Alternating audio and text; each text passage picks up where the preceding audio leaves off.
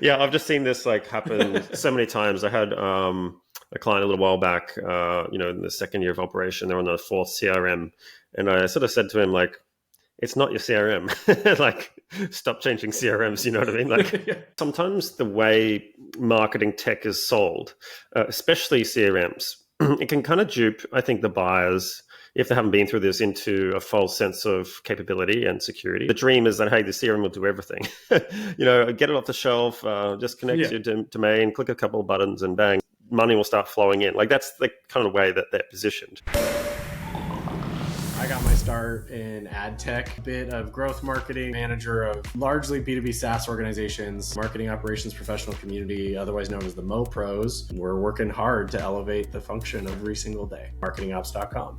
In my experience, there's a lot of implementation work that has to go, very technical work and coordination, and you got to set up your own sort of processes within that. And a lot of the stuff you got to do yourself. And that is way more costly than, a 50, 100, $200 or $1,000 a month license to the software itself. Do you find that as well? And what other sort of myths do you want to bust around some of this off-the-shelf Martech?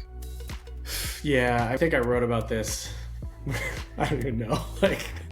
It feels like 2 decades ago, but probably wasn't. There's no autopilot in any of this stuff. There isn't a magic button or a magic switch that you can flip and all of this stuff works. We started this conversation at the idea of it takes people to orient the process and the technology and the people that sort of go into that. And yeah, there is no tool that you're going to be able to buy that you can't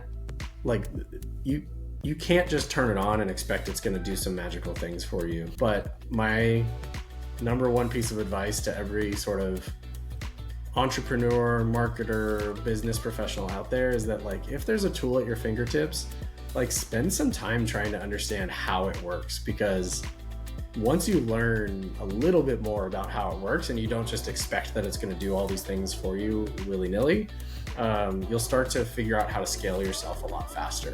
There's a lot of stuff that'll help you do fast and a little bit easier. I think that's the biggest myth, is that somehow buying the tool means you instantly achieve scale for yourself. But the reality is you still have to go learn it. You get a tool, you've never used it before, you better figure out what it can do so that you can start going faster. Yeah, I've just seen this happen so many times. I had a client a little while back, in the second year of operation, they're on the fourth CRM. And I sort of said to him, it's not your CRM. Stop changing CRMs, you know what I mean? There's a layer strategy that sort of then needs to be interpreted down to a tactical, operational, functional sort of level. There's all these other sort of layers that go into the success, and the tool will help you scale that success. But there's just some things that I think you need to manually figure out the messy way, just by selling it, if you know what I mean, manually get on the phone calls, reverse engineer that pitch, you know what I mean, handle the objections, write a list of objections down on a piece of paper, create that feature or get rid of a feature that you have in your product, so you got some sort of fit. And then when that's sort of all working, that's when you kind of start to scale with systems and get more people coming in, and then you've got more complexity. But the point is, I think sometimes people buy the software thinking it's going to solve those bigger fundamental kind of business model issues.